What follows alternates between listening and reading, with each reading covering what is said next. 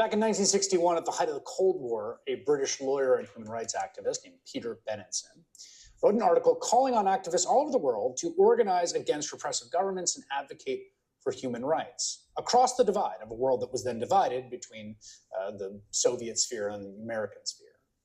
That piece, titled "The Forgotten Prisoners," essentially marked the creation of Amnesty International.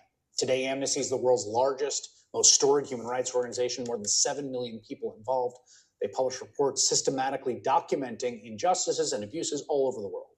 In places like Iran, where they've highlighted the execution crisis, and in Russia, Putin's Russia, the crackdown on dissent there, and Syrian detention and torture under Bashar al-Assad. Now they are out with a new report on Israel, specifically its war in Gaza. The report, titled "You Feel Like You Are Subhuman: Israel's Genocide Against Palestinians in Gaza," documents Israel's actions during its ongoing offensive in Gaza following the Hamas attacks on October 7, 2023. In it, Amnesty examines the killings of civilians, damage to and destruction of civilian infrastructure, the obstruction of humanitarian aid, concluding that, quote, "Israel has committed genocide against Palestinians in Gaza." The Israeli Ministry of Foreign Affairs has responded, calling it, quote, "a fabricated report that is entirely false and based on lies." Joining me now is Paul O'Brien. He's the Executive Director of Amnesty International USA. It's good to have you here. Thanks for having me, Chris. First, just take me through the nature of the report, its methodology, and its sort of top-line finding. It's a comprehensive report. It's nearly 300 pages. It took us many, many months to put together. And its ultimate finding is looking at the law on genocide, the International Convention, which came into effect in 1948. Israel signed it in 1950. The United States signed it in the 80s. It lays out what the law on genocide is and how the thresholds are met. So we looked at those thresholds. We looked in depth at what was going on the ground in Gaza over many months, we did hundreds of interviews, more than 200. We looked at 100 different statements of Israeli officials. We did field research, which was very dangerous at times on the ground. We looked at digital and video evidence, and we drew that conclusion.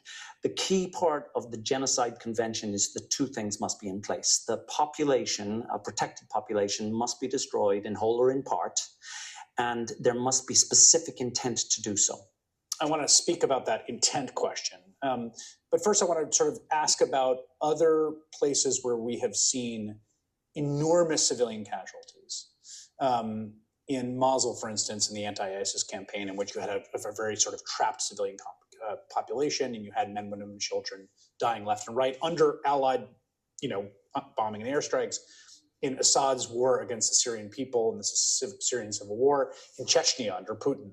These are all places where we've seen enormous human tolls, but have not been characterized as genocide. What marks this as different? The standard on genocide legally is very high. The evidentiary threshold to prove it very high, and all the more so in warfare, where militaries will have multiple goals. One of the misconceptions is that you can't have a genocide if you have a military goal, for example, to defeat Hamas. Genocide can happen during a conflict if the actions, the statements, and the context demonstrate that those with power to do so intend the destruction of the population. So yes, it's found very rarely, but we found that all of those conditions are in place in Gaza. This question of intent, essentially the mens rea here in the crime of genocide. Yeah. I think a lot of people who think that word is wrong, but who are also similarly anguished about the scale of destruction in Gaza, which I don't think is really debatable. It's clearly the enormous amounts of both human and physical destruction, right? Would say that those are accidents, those are not intentional. There is a lot of writing in this report about intent. Right.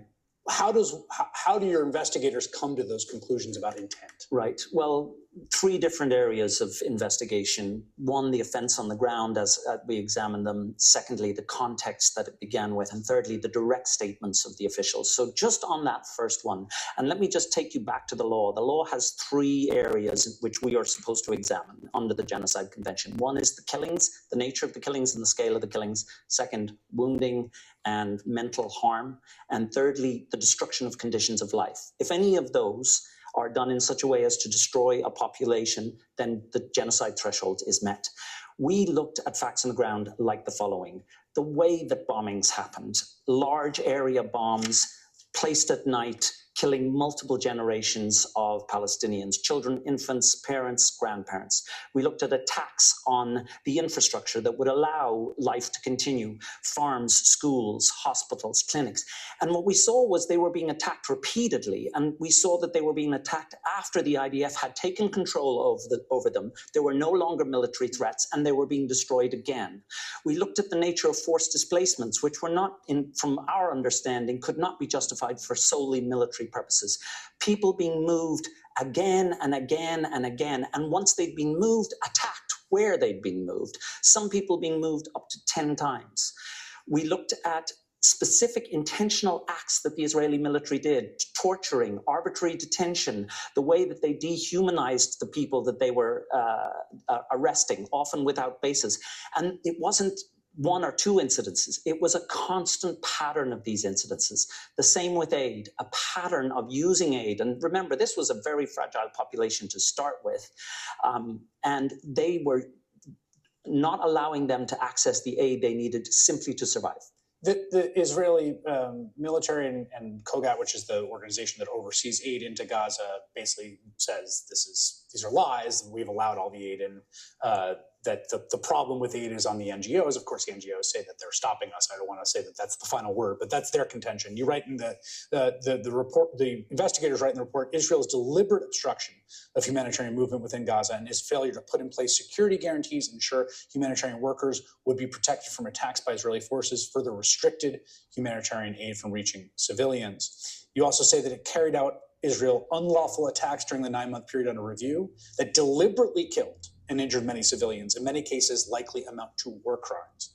The 15 airstrikes whose investigation documentation Amnesty International has presented above constitute direct attacks on civilians and civilian objects or indiscriminate attacks. Can you say that categorically based on the evidence, given the nature of Hamas, given the nature that obviously Hamas fighters are in many cases not going to announce themselves? They're not going to necessarily, take up a base or a position where it's known that they're there. Yeah. Well, first, let's just be clear that what Hamas did on October 7, 2023 were war crimes. We documented them as war crimes. We'll be following up with future investigations of all of the natures of their violations of international law.